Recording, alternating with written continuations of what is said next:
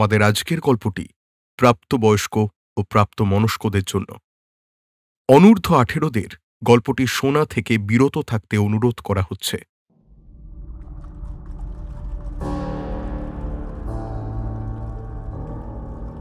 নমস্কার, আপনারা শুনছেন সাহিত্য সমাহার। সাহিত্য সমাহারে আজ শুনবেন লেখক রজত শুভ্র কর্মকারের গল্প খোলস। লেখক রজত শুভ্র কর্মকার, জন্ম 1988 23শে আগস্ট। শৈশব কেটেছে পশ্চিমবঙ্গের জলপাইগুড়িতে। তারপর উচ্চশিক্ষা ও কাজের জন্য এক শহর থেকে অন্য শহরে পাড়ি জমাতে শুরু করেন। লেখকের মতে তিনি পেশায় একজন গবেষক হলেও আবেগে লেখক।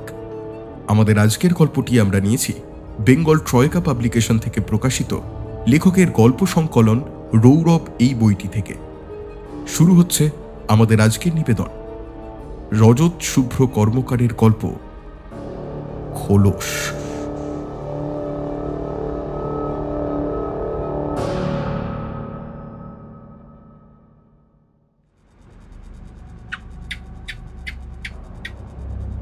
টিকটিকিটা দেওয়ালের উপর দাঁড়িয়ে, শুধু দাঁড়িয়ে নেই, যেন চোখে রাখছে লতাকে।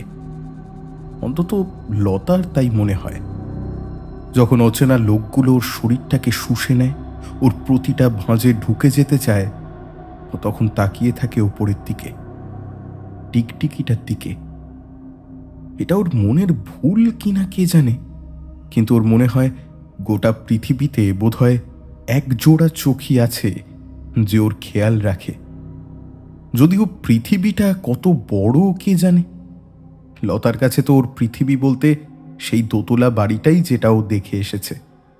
একটা ঘিঞ্জি গলি, কাছেই বাজার, একটা কালী মন্দির, আর ওই বাজার এলাকার মধ্যে লুকিয়ে থাকা একটা দোতলা বাড়ি।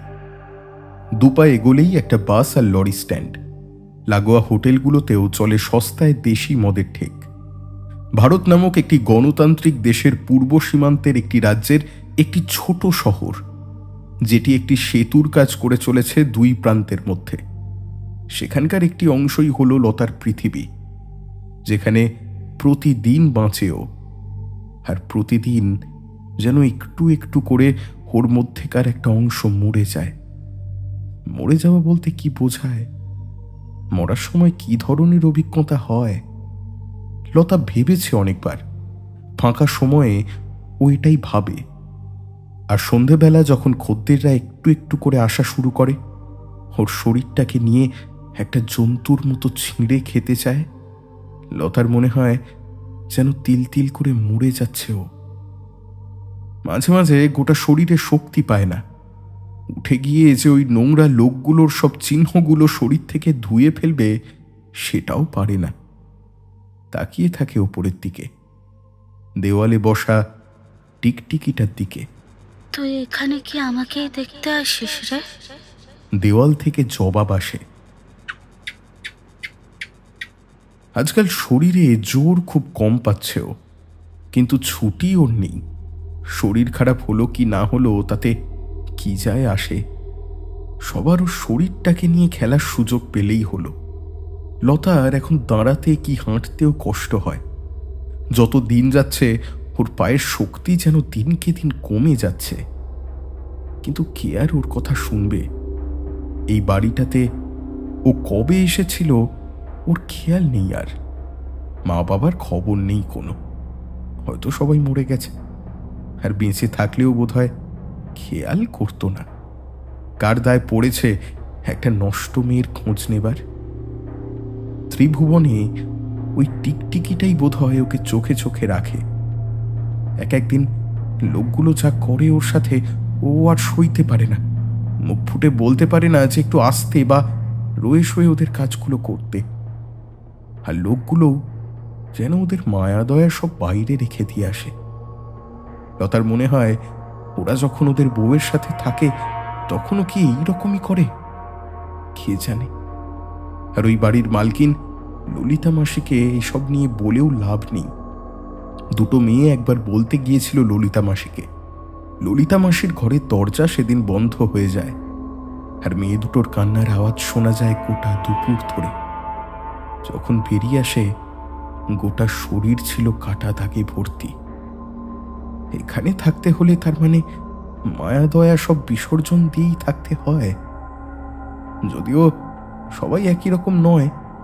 নিচের তলার কমলিদি মানুষটা বেশ ভালো। লতার খোঁজ খবর নেয়, জিজ্ঞেস করে ঠিকঠাক খেয়েছে কিনা, কখনো কখনো তেল মালিশ করে দেয় ওকে। দুদিন আগেই যেমন এসেছিল। তার আগের রাতে এক বড় লোক বাড়ির ছেলে এসে গোটা রাত ছিল, আর সেটা লতার জীবনের সবচেয়ে যন্ত্রণাদায়ক অভিজ্ঞতা। লতার কিছু মনে হয় না এই জিনিসগুলোতে, কষ্ট হয় কিন্তু সয়ে নেয়।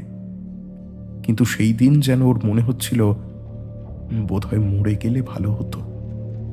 দেওয়ালের উপর টিকটিকিটা সেদিনও ছিল। লতা সেদিন মনে মনে বলেছিল, পারলে এই হারামিটাকে মেরে দিবি। গোটা দুনিয়াতে তুই আছিস যে আমাকে চোখে চোখে রাখে। মেরে দে না এই শরীর বাচ্চাটাকে, মেরে দে না। টিকটিকিটা সেদিন আর আওয়াজ করেনি, চুপ করে দেওয়ালে বসেছিল। সকালে ওই বড় লোক বাড়ির ছেলেটা চলে যায়, আর লতা পড়ে থাকে ওর রক্তাক্ত শরীর নিয়ে। বুক ফেটে কান্না আসছিল, কিন্তু কাঁদতে পারছিল না। জ্বর এসেছিল রীতিমতো লতার।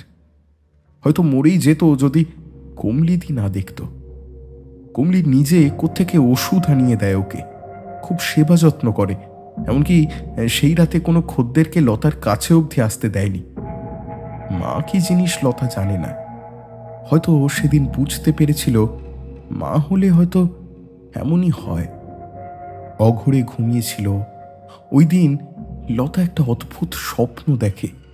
দেওয়ালের টিকটিকিটাও সামনে এসে দাঁড়ায়, আর দেখতে দেখতে টিকটিকির মাথার জায়গায় সাপের মতো দেখতে অনেকগুলো মাথা গজিয়ে যায়। আর সেই জন্তুটা হিসিয়ে বলে, যেটা চেয়েছিলিস হয়ে গেছে, আর দুটো দিন তারপর। ভয়ের চোটে লতার ঘুম ভেঙে যায়। গোটা রাত আরও ঘুমোতে পারেনি। খালি ভেবেছে ওর কি তাহলে মাথা খারাপ হয়ে যাচ্ছে। পরের দিন থেকে আবার ওর ঘরে খদ্দের আসা শুরু হয় সেই নারকীয় জীবন। লতা কিন্তু স্বপ্নটার কথা ভোলেনি। এই চাঁদু, কোথায় মরে গেলি? দোকান খুলবি না নাকি? ডাকাডাকিতে ঘুমটা ভেঙে গেল চাঁদুর। ভাঙা ঘড়িটার দিকে তাকিয়ে দেখল সবে বিকেল 4টে, আর এখনই কমলি এসে ডাকাডাকি শুরু করেছে। দোকানের ঝাঁপ হালকা খুলে হাড় চিরচিরে মুখটা বাড়িয়ে জিজ্ঞেস করে চাঁদু,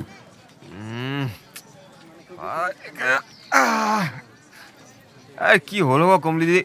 হ্যাঁ, এ ভর দুপুরবেলা এমন ডাকাডাকি করছো কেন? একটু জিরোতে বিরোতে দেবে না নাকি? আরে রাখ তোর জিরোনো। হারান বাবু এসেছে, জলদি 5 প্যাকেট সিগারেট আর 5 কাপ চা দে। চমকে উঠল চাঁদু। হারান মণ্ডল, এলাকার কাউন্সিলর, শাসক দলের একজন বাহুবলী গোছের নেতা। বাসস্ট্যান্ড এলাকার যতগুলো বেআইনি মদের ঠেক আছে সবাই জানে ওটা হারান মণ্ডলের ইশারায় চলে, যদিও কোনো প্রমাণ নেই ওর বিরুদ্ধে। আর এখানকার সবচেয়ে বড় ক্লাবের প্রেসিডেন্ট। এই লোক এই দিনে দুপুরে এখানে। চাঁদুর চায়ের দোকান ওই দোতলা বাড়ির একদম লাগোয়া। কে কোথায় কখন আসে চাঁদু সব জানে। হারান মণ্ডলের যে মেয়ের নেশা আছে তা সে জানে, খুব ভালো করেই জানে। কিন্তু হারান কখনো নিজেই মধুমক্ষীর দালান কোঠায় আসে না, বরং মক্ষীরানীরা মাঝে মধ্যে হারানের বাড়ি গিয়ে হাজিরা দিয়ে আসে। মাঝে মধ্যে আবার কেউ কেউ উধাও হয়ে যায় হারানের বাড়িতে গিয়ে, রীতিমতো গুম। কমলি আর বাকি মেয়েরা হারান মণ্ডলের বাড়িকে গুম ঘর বলে ডাকে।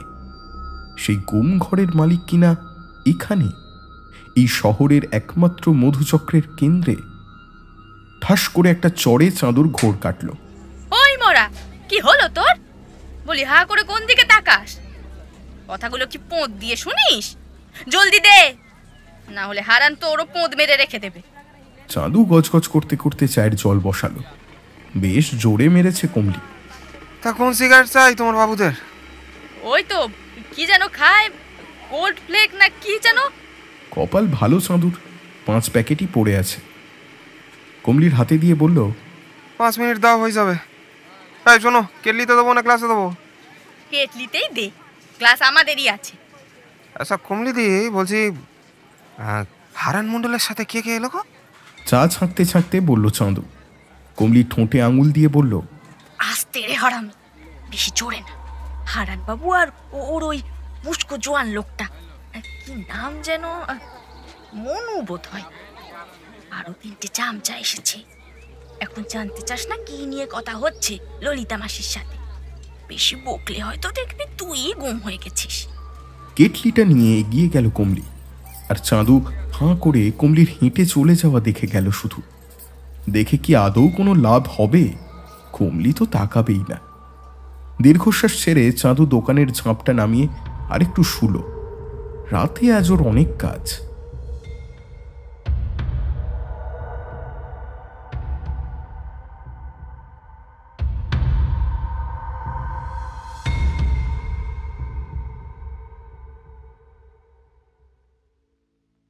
খাওয়ার পর পান চিবনের অভ্যেস আছে ললিতা দাসের। মধুমক্ষীর এই আস্তানার তিনি রানীই বটে। একদম ছোটবেলায় কেউ তাকে বেচে দিয়ে গিয়েছিল এইখানে, সেই থেকে তিনি এখানেই আছেন। একদম তলার ঘর থেকে শুরু করে আস্তে আস্তে তিনি উঠেছেন দোতলার ওপরের ঘরে। বলা হয়ে থাকে খদ্দেররা নাকি তাকে রীতিমতো সমঝে চলত। বেশি বাড়াবাড়ি করলে অনেকেই তার ঘর থেকে রীতিমতো রক্তাক্ত অবস্থায় বেরিয়েছে। তারপর হাসপাতাল থেকে ছাড়া পাবার পর পৌরুষ নিয়ে গর্ব করার মতো অবস্থায় আর থাকেনি। হাতের মধ্যে রাখা ছোট ছুরিটার দিকে দেখছিল ললিতা মাসি। অনেক রক্ত লেগে আছে এর ওপর, এমনকি এই দোতলার ঘরের আগের মালকিনেরও। 20 বছর আগে ঠিক এই দিনই দোতলার ঘরে এসে ছুরিটা দিয়ে আগের মক্ষীরানীর গলাটা, লাশটাও পাওয়া যায়নি, পুরো গুম। মাসি, হারান বাবু এসে গেছেন। চোখটা এবার সরে গেল আওয়াজের উৎসের দিকে। রেখা 6 মাস হলো কোঠাতেই রয়েছেও, কিন্তু এর মধ্যে মেয়েটা ওপর তলায় উঠে এসেছে। ললিতার পার্সোনাল অ্যাসিস্ট্যান্ট বলা চলে। যথেষ্ট বুদ্ধি আছে মেয়েটার, যার জন্য ললিতা নিচের তলা থেকে ওপরের তলায় নিয়ে এসে রেখে দিয়েছেন তাকে। উপরে নিয়ে আয়, আর কমলিকে বল চা সিগারেট আনতে। কমলি আছে অনেক দিন, কিন্তু মাথায় বুদ্ধি শুদ্ধি কম, যার জন্য এখনো ওপরের তলায় আসেনি। ঠিক মতো বুদ্ধি না খাটাতে পারলে কোথাও কোনো জায়গা নেই, সেটা রাজনীতি হোক অথবা বেশ্যাবৃত্তি। দরজা খোলা। ভেতরে প্রথমে এলো একটা মুস্কো দেখতে লোক, প্রায় 6 ফুটের ওপর চেহারা, কিন্তু একটা চোখ কানা। ললিতা জানেই লোকটাকে, হারান মণ্ডলের ডান হাত মনু, আর পেছন থেকে এগিয়ে এলো হারান মণ্ডল। মেরে কেটে 5 ফুট 8 ইঞ্চি মতো লম্বা, মাঝারি চেহারা। আলাদা করে কোনো বিশেষত্ব নেই, কিন্তু চোখের মধ্যে একটা নৃশংসতা কাজ করে, যেটা যে কারুর শিরদাঁড়ায় কাঁপুনি ধরিয়ে দেওয়ার জন্য যথেষ্ট। যার জন্য গত 2 বছরে ললিতার কোঠার 3 জন মেয়ে গুম হয়ে যাবার পরেও ললিতা কিচ্ছুটি বলেনি। জলে থেকে কুমিরের সঙ্গে লড়াই করার কোনো মানে হয় না, সেটা ললিতা ভালো মতোই জানে। অনেকদিন দেখা হয় না তোমার সাথে গো ললিতা রানী। ছুরিটা এখনো রেখেছো দেখছি। হ্যাঁ, এটা তো রাখতেই হবে, না হলে বাঁচাবে কে বলো? নিজের খেয়াল তো নিজেকেই রাখতে হবে না? নিজের খেয়াল রাখা ভালো, কিন্তু সেটা করতে গিয়ে বেশি বাড়াবাড়ি করে ফেলছো না তো রানী? কথাটা বলার মধ্যেই এমন কিছু একটা ছিল যেটা ললিতার মতো মহিলার কপালকে ঘামে ভিজিয়ে দিয়েছিল প্রায়। হেয়ালি না করে কাজের কথা বলবে? তুমি তো আবার এই চত্বরে পাই বাড়াও না, তুমি তখন অনেক বড় মানুষ। আর সেখানে দাঁড়িয়ে আমি এখন এই জায়গায় আবার এসেছি, মানে বুঝতে পারছো নিশ্চয়ই কেন এসেছি? না বললে কি করে বুঝবো? ফালতু কথা না বলে তুমি তোমার আসল ধান্দায় আসো, নাকি সেই বিছানায় যেমন করতে সেরকম ছড়াবে? আর তুমি তো একটা বিলাতি ওষুধ নিতে না তোমার ওই যন্ত্রের জন্য। মনু এগিয়ে গেল দোতলার দিকে। এই যে মুখ সামলে মাকি। ললিতা তার ছুরিটা চেপে ধরেছেন মনুর দুপায়ের মাঝে। আর একটু এগো, সারা জীবনের জন্য ধ্বজভঙ্গ বানিয়ে ছেড়ে দেবো। জাপানিতে লোক কাজ করবে না, চলবে? হারান মুচকি হাসছিল। মনু, পিছিয়ে আয়। এক চোখা মুস্কো লোকটা এবার তাকালো তার মনিবের দিকে, তারপর মাথা নেড়ে পিছিয়ে এলো।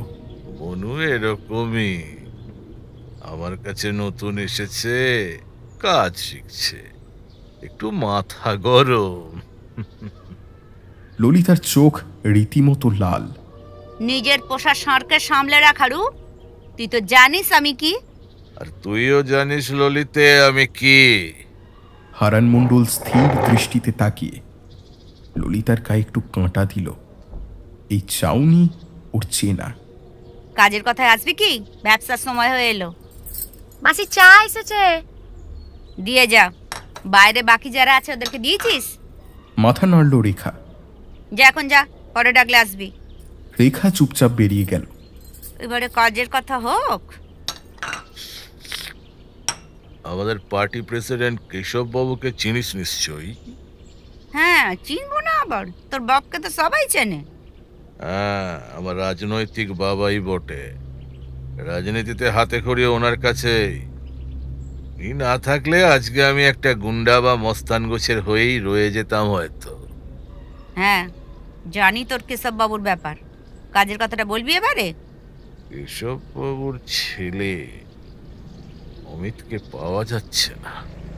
ললিতার বুকটা এবার কেঁপে উঠল। কেশব বটব্যাল এই জেলার সবচেয়ে শক্তিশালী লোক। হারান বলতে গেলে সেই লোকেরই ডান হাত। যেই হারানের কথায় এই শহর তটস্থ হয়ে থাকে, সেই হারানের গলায় একটা চিন্তার ছাপ। পুলিশে খবর গেছে?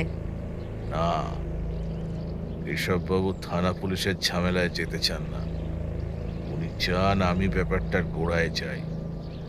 সেই জন্যই তোর কাছে আসা। আমি কি করবো এই নিয়ে? তোর কেশব বাবুর ছেলে কোথায় হারালো এই নিয়ে আমার কি? তোর কোঠাতে শেষবারের মতো অমিতকে দেখা গেছিল ললিতা। ললিতা একটু চিন্তায় পড়ল। এই যদি ব্যাপার হয়, তার মানে সামনে মস্ত ঝামেলা আছে। ব্যবসা লাটে না ওঠে।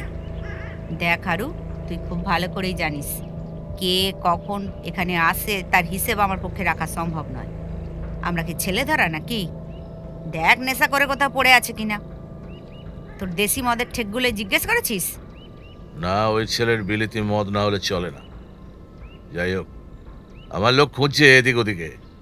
তুই শুধু এটা বল, সেই ছেলে তোর এখানকার কোনো মাগির কাছে পড়েছিল? বলে হারান মনুর দিকে একটা ইশারা করতেই মনু পকেট থেকে একটা ছবি বার করে দেখালো। ললিতা চিনতে পারল তাকে। দুদিন আগের ঘটনা হবে। ছেলেটা ভয়ানক নেশা করেছিল, সাথে আরো দুটো ছেলে ছিল। একটা গোটা রাত এখানেই ছিল ছেলেটা, দোতলাতে, লতার ঘরে। ললিতার কোঠাবাড়ির সবচেয়ে নামী এবং সবচেয়ে অদ্ভুত মেয়ে। মেয়েটা প্রায় 10 বছর এখানে আছে, আর ওর খদ্দেরদের সংখ্যাও বেশি। লোকগুলো ওর কাছে যেন নেশার ঘরে চলে আসে, আর সময় হয়ে গেলে যখন বেরোয়, তখনও একটা নেশার ঘোরে বেরোয়। আর মেয়েটার হাঁটা চলা, তাকানো, সবকিছুই যেন একটা চন্দ্রবোরা সাপের মতো। একটু সময় দে, আমি জানাচ্ছি তোকে। এখন সবে বিকেল, রাতে মনুকে পাঠাবো। ও যখন আসবে তখন মেয়েটাকে ওর সাথে আমার বাড়ি পাঠিয়ে দিবি। বোঝা গেল? উঠলাম এবারে। রাত পর্যন্ত সময় দিলাম।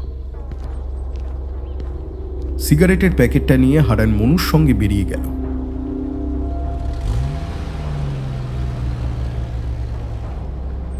স্করপিও গাড়িটা চলে যাবার পর ললিতা শক্ত হয়ে বসেছিল। ভাবছিল কি করা যায়। এই উটকো ঝামেলাটা না আসলে যেন হচ্ছিল না।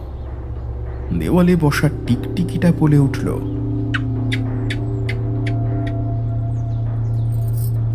এই লতা, মাসি তোকে ডাকছে। লতা বিছানায় শুয়েছিল। সম্বিত ফিরতে তাকিয়ে দেখে রেখা ওকে ডাকছে। রেখা ললিতা মাসির ডান হাত। যেতেই হবে রে রেখা, আমার পায়ে যে জোর নেই।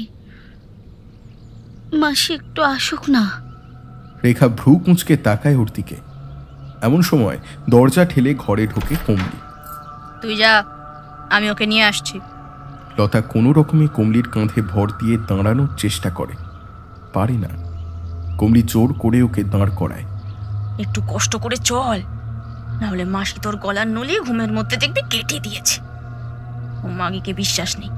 চল তুই, আমি আছি তোর সাথে। পায়ের যন্ত্রণাটা বাড়ছে, গায়ের চামড়াটাও কেমন যেন শুকিয়ে আসছে। ললিতা মাসি চেয়ারে বসেছিল, হাতে ধরা ছিল তার সেই বিখ্যাত ছুরিটা।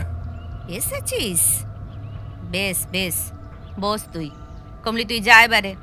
কিন্তু মাসি, আমি গেলে ও হাঁটবে কি করে? ওর তো হাঁটার ক্ষমতা নেই, দেখছো তো। অন্য সময় হলে ললিতা মাসি হয়তো ঠাটি এক চড় মারত, কিন্তু এখন সেটা হলো না। চুপচাপ দেখে গেল শুধু। ঠিক আছে থাক তুই, অসুবিধে নেই। অমিতের ছবিটা লতার সামনে ধরে ললিতা মাসি। হ্যাঁ রে, এই মিনসেটা তোর ঘরে এসেছিল না দুদিন আগে? লতার শরীর আবার যেন কেঁপে উঠল, আস্তে করে মাথা নাড়ল সে। তোর ঘর থেকে কোথায় গেছে কিছু বলে গেছে? ওই দিন ওর শরীর যা খারাপ ছিল, ও কিছু জানে না, বোঝই তো। ললিতা মাসি কিছুক্ষণ চুপ করে রইল, তারপর মুখ তুলে বলল, আজ রাতে তৈরি থাকিস, হারান মণ্ডলের কাছে যেতে হবে তোকে। লতার বুক কেঁপে উঠল একবার, কমলির দিকে তাকালো। কমলির চোখ বড় হয়ে গেছে। গুম ঘরের কথা সবাই জানে। হারান মণ্ডলের ঘরে যারা গেছে তারা হয় হাসপাতাল থেকে এসেছে, হয়তো তাদের ঠিকানা হয়েছে কোনো লাশ কাটা ঘরে। সাথে তুইও যাবি কমলি, মনু আসবে নিতে, তৈরি থাকবি। লতার মাথায় কিছু খেলছে না, হয়তো আজকেই ওর শেষ দিন। গুম ঘর, দুঃস্বপ্নেও ভাবেনি এই দিন ওকে দেখতে হবে, আর তার সাথে কমলি দিকেও।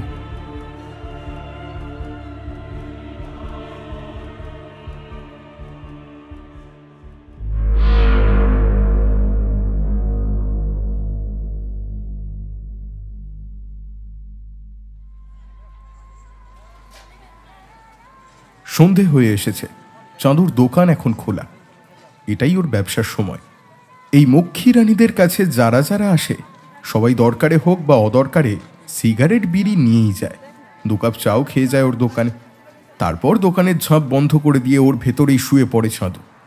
যার জন্য এই চত্বরে কি হয় না হয় সব কথা এদিক থেকে ওদিক কানে আসে বা চোখে পড়ে।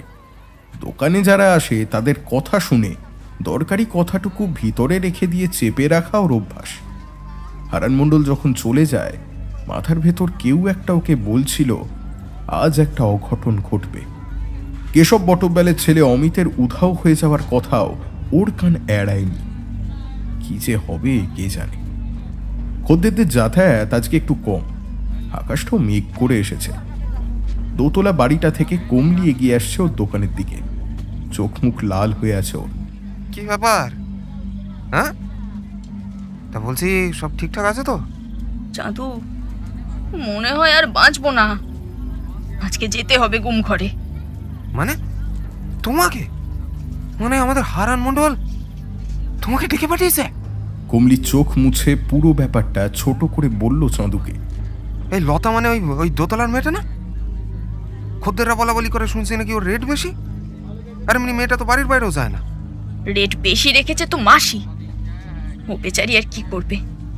ওর শরীর খারাপ, ওর পায়ে আর জোর নেই শেষ 2 দিন ধরে। ওই বড় লোকের বেটা যা করেছিল ওর সাথে, তারপরে ও বেঁচে আছে এই অনেক রে। চাঁদু চুপ করে রইল, কিছু বলল না। আসলে কি বলবে বুঝে পেল না। কমলির গালে হাত দিয়ে বলল, চাঁদু, একটা কাজ করে দিবি রে? চাঁদু ওর বুকের ধুকপুকুনিটা টের পেল। হ্যাঁ হ্যাঁ হ্যাঁ হ্যাঁ হ্যাঁ হ্যাঁ, বলো কি কি করতে হবে? কমলি ওর হাতে একটা বাক্স দিল। এটা তোর কাছে রাখ, আমি যদি ফিরে না আসি তাহলে এটা নিয়ে দূরে কোথাও চলে যাস, এখানে থাকিস না আর। আমাকে মনে হয় বাঁচতে দেবে না এরা, লতাকেও না। কমলি এগিয়ে গেল বাড়িটার দিকে।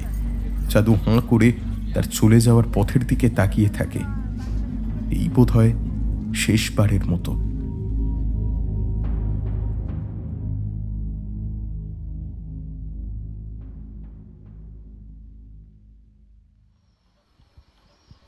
হারানোর অন্ধকার ঘরে বসেছিল। পার্টির ছেলেদেরকে বলে দিয়েছিল যেভাবেই হোক অমিত বটব্যালের খবর বার করতে। নাহলে কেশব বটব্যাল হয়তো ওর পলিটিক্যাল কেরিয়ারটাই শেষ করে দেবে। অনেকদিন হলো এরকম টেনশন হয়নি হারানের। আর আজকাল মাঝে মাঝে দুঃস্বপ্ন দেখে হারান। একটা অনেকগুলো সাপের মাথা সমেত জীব ওকে খেতে আসে। হারান পালাতে চেষ্টা করে কিন্তু পারে না। এইসব স্বপ্নের কি কোনো মানে আছে?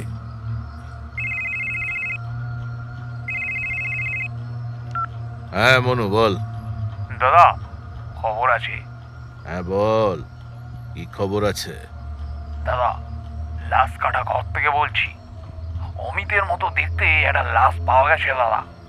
তুই শিওর ওটা অমিত? হ্যাঁ দাদা, আমি শিওর। তুই একটু দাঁড়া ওখানে, আমি কেশববাবুকে খবর দিচ্ছি।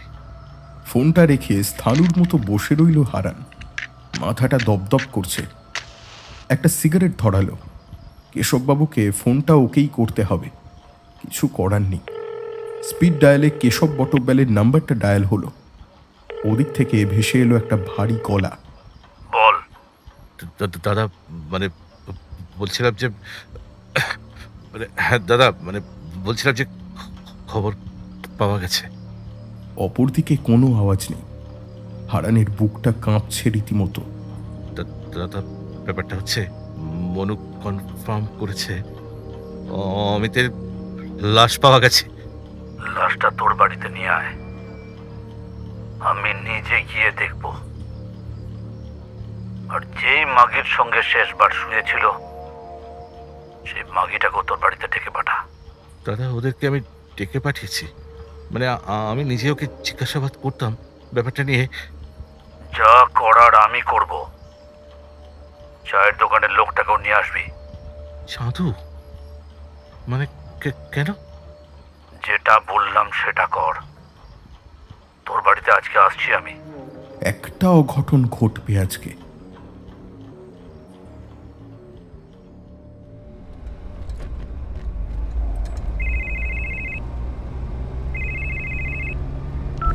হারান ফোনটা তুলল।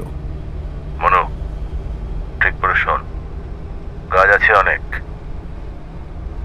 লতা বসেছিল গাড়িটার পিছনের সিটে। কোনো রকমে গায়ে কাপড়টা জড়িয়ে বেরিয়েছে ও। কমলি ওর পাশেই বসা। কমলির কাঁধে মাথা রেখেছিল লতা। মাথাটা ভীষণ যন্ত্রণা করছে ওর। কমলি পাশে বসে একটা সিগারেট ধরিয়ে রেখেছিল। সিগারেটটা শেষ হয়ে এসেছে প্রায়। লতার হাতে আলতো করে একটা চাপ দিয়ে বলল, চিন্তা করিস না, দেখিস ভগবান সব ঠিক করে দেবেন। লতা শুনে ভাবে, ভগবান কি সত্যি আছেন এই দুনিয়ায়? কে জানে।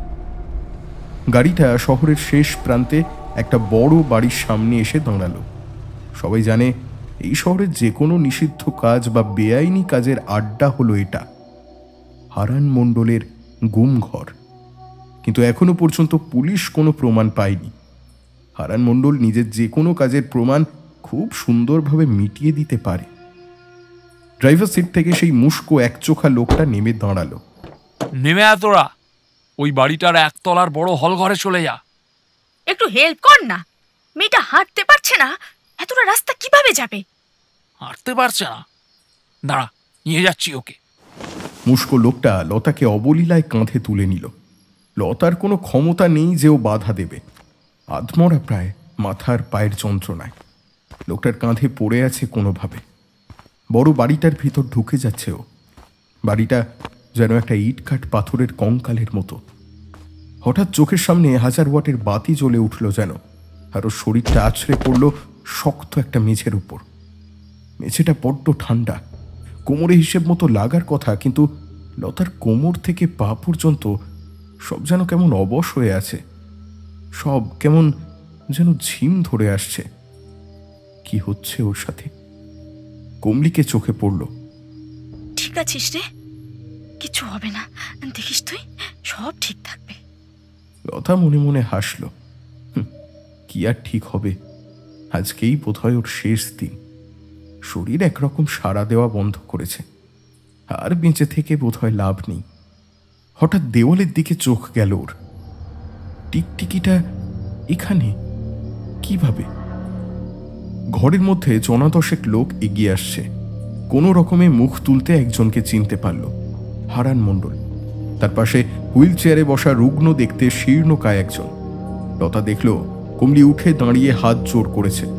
এ নিশ্চয়ই কোনো কেউকেটা হবে। আর বাকি লোকগুলো একটা কফিন এনে মাঝখানটায় রাখল। হুইল চেয়ারে বসা লোকটা ভারী গলায় বলল, লতা অবাক হলো একটু, এইটুকু লোকের এত ভারী গলা। মুস্কো লোকটা, যাকে সবাই মনু বলে ডাকছিল, সে ডালাটা খুলতে লতা ওই দুর্বল শরীরেও দুটি নাগের যন্ত্রণা টের পেল যেন। সেই বড় লোকের ছেলেটা। লতার ঘেন্না হচ্ছিল মৃতদেহটা দেখে, আর অদ্ভুত একটা আনন্দ হচ্ছিল। ও যেটা চেয়েছিল সেটাই হয়েছে। খুব খুব হাসি পাচ্ছিল ওর। আমার একমাত্র ছেলে অমিত, যা চেয়েছে সব দিয়েছি। বিদেশি মদ ছাড়া ছয়নি, বিদেশি মাগিদের সাথে ফুর্তি করে বেড়াতো। লাইফটা এনজয় করেছে ছেলেটা। কিন্তু সালি তোদের কোঠায় যেদিন তোর সাথে শুলো, তার পরের দিনও মারা গেল। বুড়ো লোকটার চোখ যেন কোটর থেকে বেরিয়ে আসবে। হারান পর্যন্ত কাঁপছে। এ সত্যি বড় কেউ কেটা। কেশববাবু, আপনি এত উত্তেজিত হবেন না। চুপ হারামজাদা। অমিত বিদেশ থেকে এসেছিল ছুটি কাটাতে। তোকে দায়িত্ব দিয়েছিলাম ওকে চোখে চোখে রাখতে। শালা এটাও পারলি না। কিন্তু কেশববাবু, আপনার ছেলে যদি আমার কথা না শুনে বেরিয়ে চলে যায়, আমি কি করতে পারি? ও তো আর বাচ্চা ছেলে নয়। তোর উপর দায়িত্ব দিয়েছিলাম আমি। তুই পারিসনি ওকে বাঁচাতে। নাহলে একটা রাস্তার মাগির সাথে রাত কাটিয়ে ওর সাপে কাটা বডি একটা ড্রেনের মধ্যে মেলে। হ্যাঁ, কেশব বটব্যাল সব জানে হারু। অমিতকে ফোনে না পেয়ে আমি নিজে আলাদা করে লোক লাগাই। তোর দৌড় তো আমার দেখা হয়ে গেল। আগে এই মাগিগুলোকে ওপরে পাঠাই, তারপর তোকে দেখছি শালা। দেখুন কেশববাবু, আমি বলেছিলাম ওকে মস্তি করতে, বাড়িতে থেকে করতে। আমি বলেছিলাম, ও শোনেনি। এখন ওকে সাপে কামড়েছে, এর জন্য আপনি আমাকে দোষ দিচ্ছেন? একটাও কথা বলবি না। আমার ছেলে মারা যাওয়ার পেছনে তোর হাত অনেক বড়। আর তার থেকেও বড় কথা, তোর মতো গান্ডুর নাকের সামনে মদের ঠেকগুলোর খবর পুলিশের কাছে যাচ্ছিল। যদি তোকে একবার পুলিশ ধরতে পারে, আমাকে ধরতে কতক্ষণ? হারান চমকে গেল একটু। লতা ভাবছে কি হচ্ছে এসব। পুলিশের চর কোত্থেকে এলো আবার? বুড়ো লোকটা চোখের ইশারা করতে মনু আর কয়েকটা লোক রক্তাক্ত একটা লোককে টেনে এনে মেঝেতে ফেলল। আর সাথে সাথে ডুকরে কেঁদে উঠল কমলি। জাদু, সারা বোকাচোদা, তোকে বললাম রথ ছেড়ে চলে যেতে, তুই গেলি না কেন? এই লোকটা এখানে কেন? আমার হুকুমে। এই শালা চাঁদু পুলিশের চর। এখানকার যত খবর এর হাত দিয়ে সব পুলিশের কাছে যায়। মনে আছে বিষ মদ খেয়ে প্রায় 10-12 জন মারা যায়, হ্যাঁ, মাস 6 আগে? সেই ঘটনার জন্য তোর মদের ঠেকের ওপর নজর রাখছিল চাঁদু ওরফে সাব ইন্সপেক্টর চন্দ্রনাথ ধর। কমলি চমকে তাকালো একটু। চাঁদু কমলির কোলে মাথা রেখে ম্লান হাসল। মানে ব্যাপারটা সত্যি। তোকে ফাঁসানোর জন্য সব রকম ভাবে ও চেষ্টা করে গেছে। আর তুমি শালা বোকাচোদা সেটা খেয়াল করনি। হ্যাঁ, তুই যে আমার ডান হাত, এটা সবাই জানে। তোকে একবার যদি ফাঁসায়, আমার অবস্থাটা কোথায় যাবে একবার বুঝতে পারছিস? হারান রীতিমতো কাঁপছে। কমলির চোখ মুখ লাল হয়ে উঠেছে।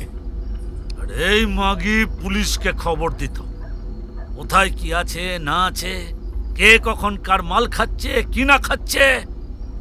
খুব শখ না তার ভাতারের সঙ্গে গল্প করার?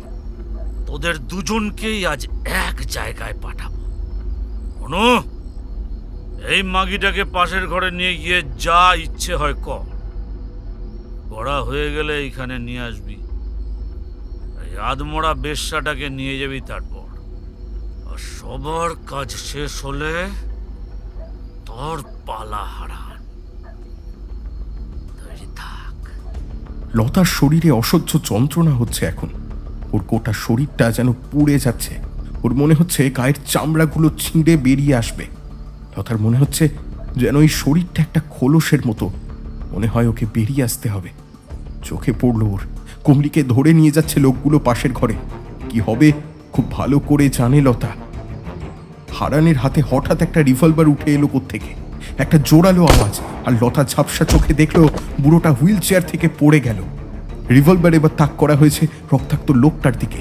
লোকটা কোনো রকমে নিঃশ্বাস নিচ্ছে। পাশের ঘর থেকে কমলির আর্ত চিৎকার ভেসে আসছে। এটাই কি সময় বেরিয়ে আসার? দেওয়ালে বসা টিকটিকিটা যেন বলল। তারপর ওর মনে হলো ও যেন উড়ছে। ওর শরীরে আর কোনো ব্যথা নেই। ওর চোখে পড়লো একটা গলা। লতা কামড়ে ধরলো সেটা। ও গলা টিপে ধরতে চাইছিল, কিন্তু ওর মনে হলো যেন কামড়ে ধরাটাই অনেক স্বাভাবিক। আর এদিকে গোটা ঘরে একটা আর্তনাদের মতো শুরু হয়েছে। লতা মুখ ঘোরাতে দেখলো লোকগুলো দৌড়চ্ছে এদিক থেকে ওদিকে। এত ভয় পাচ্ছে আজকে সবাই। বেশ তো, লতা ছুটে গেল পাশের ঘরটাতে। কমলি মেঝেতে পড়ে, আর লোকগুলো শরীরটাকে যেন ছিঁড়ে খেতে চাইছে। লতার আগের চোটে সব কটা লোকের গোড়ালি বা যেই অঙ্গ প্রত্যঙ্গকে নাগালের মধ্যে পেল সেদিকে ছুটে গেল। লতা জানে না এটা কিভাবে হচ্ছে, কিন্তু লোকগুলো কাটা কলা গাছের মতো মাটিতে লুটিয়ে পড়ছে। রইল বাকি একজন, ওই এক চোখা মনু। লতা আপ্রাণ চেষ্টা করলো এক লাফ দিয়ে লোকটার গলার দিকে যাবার, কিন্তু পারল না। মনু শক্ত হাতে চেপে ধরেছে ওকে। লতার যেন নিঃশ্বাস বন্ধ হয়ে আসছে। চেষ্টা করলো কোনোভাবে কামড় দেবার, না পারছে না ও। লতা চোখে যেন অন্ধকার দেখছে। হঠাৎ গলার ওপর হাতের বাঁধনটা আলগা হয়ে এলো, আর লতা পড়ে গেল মাটিতে। আর একই সাথে পড়লো এক চোখা মনুর মাথাটা। একটা লম্বা ছায়া ওর সামনে পড়ছে। লতা কোনো রকমে মুখ উঁচু করে দেখলো একটা ধোঁয়াটে মূর্তি, যার অনেকগুলো মাথা সাপের মতো, ঠিক যেমনটাও স্বপ্নে দেখেছিল। অনেকগুলো মাথার মধ্যে একটা মাথা এগিয়ে এলো ওর দিকে, আর হিসিসে গলায় বলল, অনেকদিন তোর অপেক্ষায় ছিলাম, আজ অপেক্ষা মিটেছে, আর কেউ তোকে ছোবে না আমি ছাড়া। লতার ভয় করল না। দুটো হাত ওকে নিয়ে বেরিয়ে যখন শহরের বাইরে জঙ্গলটার মধ্যে ঢুকে গেল, তখনও না। প্রথমবার যেন অনেক বেশি সুরক্ষিত ছিল। এই মানুষগুলোর সঙ্গে যতদিন ছিল তার থেকে অনেক বেশি সুরক্ষিত।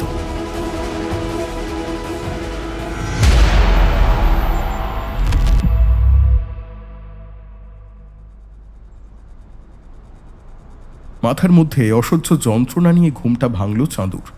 হুঁশ ফিরতে দেখল ও একটা বিছানায় শুয়ে, আর সামনে বসে সিআইডির বিভাগীয় প্রধান Javed Alam. Chandranath, you have taken a massive risk this time. মানে একটু হলে তোমার জান চলে যেত। It's okay sir, it's okay. Sir বলছি, কমলি কোথায়? কমলি কোথায় স্যার? ওকে প্রবাবলি হারানের গুন্ডাগুলো। ইয়েস, ওর শরীরে গণধর্ষণের চিহ্ন পাওয়া গেছে, but she will survive. It's a miracle that both of you are alive. ও তোমার সোর্স অফ ইনফরমেশন ছিল, তাই না? হ্যাঁ স্যার, ও আসলে জানতো না আমি কে বা আমি কি, কিন্তু কথায় কথায় ওর কাছ থেকে গ্রীষ্মদে মারা যাওয়ার ঘটনার উপর খবর নেওয়ার চেষ্টা করতাম। And she had lots of client from this area sir. ওর কাছ থেকে এ ব্যাপারে ইনপুট নিয়ে আমি নিজে বেশ কিছু দেশি মদের স্যাম্পল জোগাড় করে চায়ের দোকানের একটা মেঝের নিচে লুকিয়ে রাখি। প্লাস আমি কথা বলে বুঝেছিলাম যে এই পুরো ব্যাপারটাতে হারান মণ্ডলের হাত আছে। বাট আমি নিশ্চয়ই রেকলেস হয়ে গেছিলাম স্যার, নাহলে আমার কভার পারফেক্ট ছিল স্যার। আমি এইভাবে ধরা পড়তাম না স্যার। আমাকে এইভাবে ওরা স্পট করে ফেলতে পারতো না স্যার।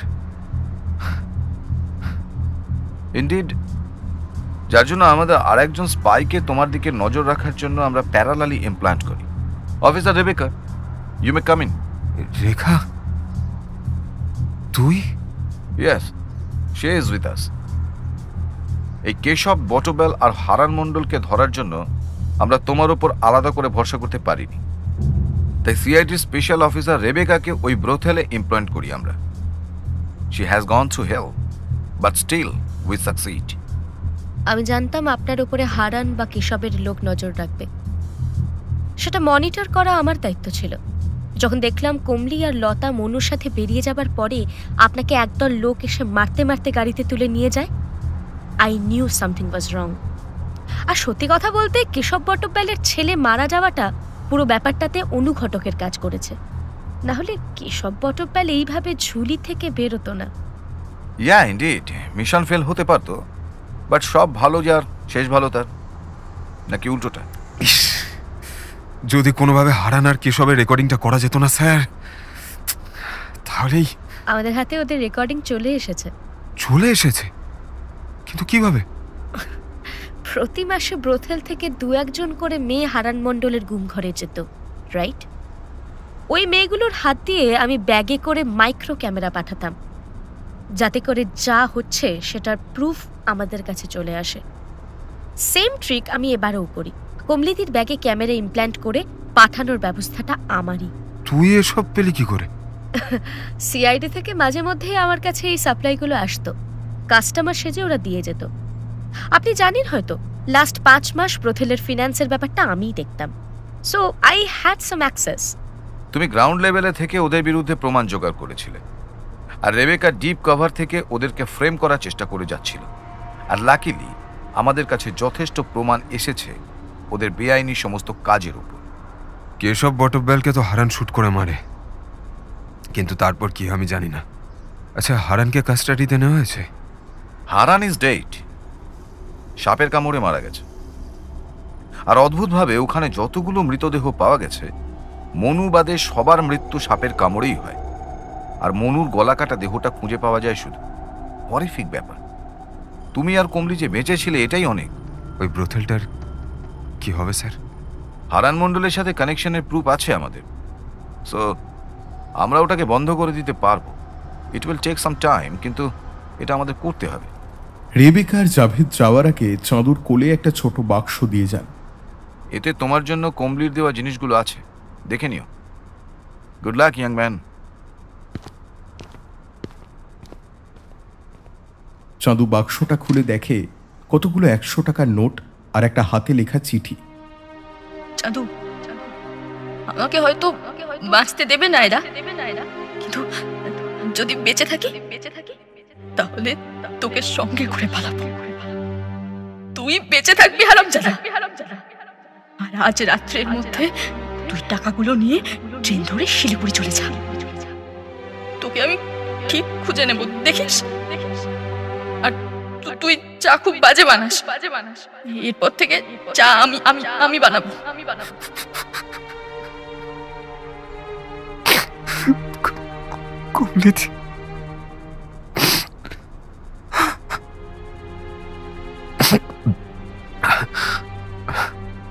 চোখে জলের ফোঁটা টের পেল চাঁদু।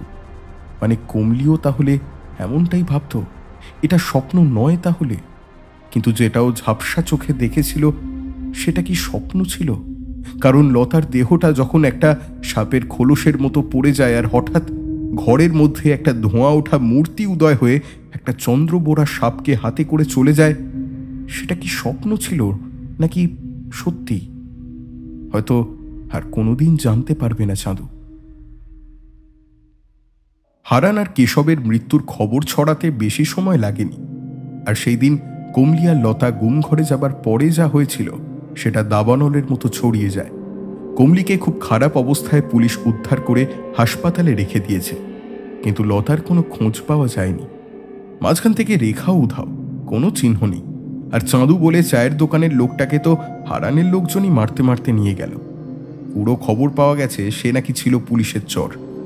ভাবছিলেন ললিতা পুরো ব্যাপারগুলো।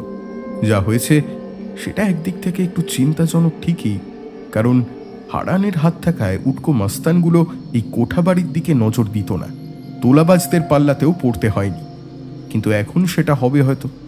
তবে চিন্তা নেই, এখন নিজেই মাস্তানগুলোকে টাকা খাইয়ে পুষবেন ললিতা। হারানের মারা যাবার পর এখন এই বাসস্ট্যান্ড এলাকাটা পুরোটা হবে তাঁর। মক্ষীরানী থেকে আরও এক ধাপ উপরে যাওয়ার সময় এসেছে ভেবে হাসলেন ললিতা। দরজা খোলা। দরজা ঠেলে ভেতরে এলো অন্য আরেকটি মেয়ে। গতকালই নতুন এসেছে এখানে। রেখার জায়গায় এখন এই মেয়েটাকেই সাথে রাখছেন ললিতা। হ্যাঁ রে, কোথায় ছিলিস রে হারামজাদি? জলদি আয়, পা টেপ একটু।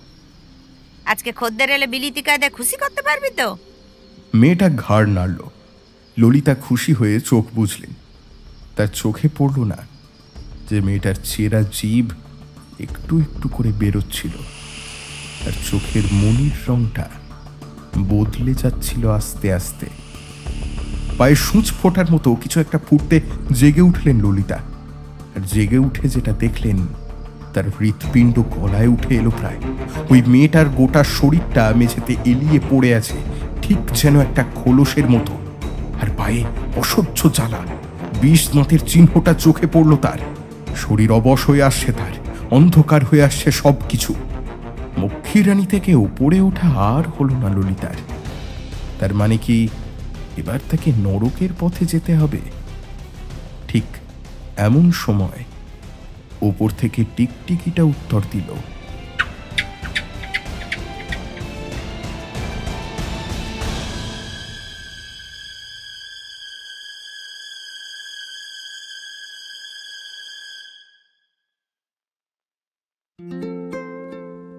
শুনছিলেন রজত শুভ্র কর্মকারের গল্প খোলস।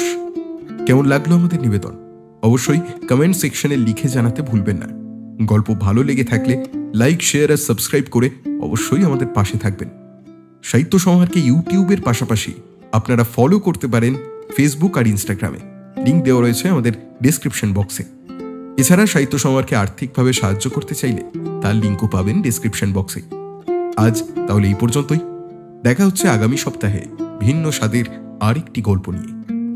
সকলে ভালো থাকুন, সুস্থ থাকুন আর শুনতে থাকুন সাহিত্য সমাহার।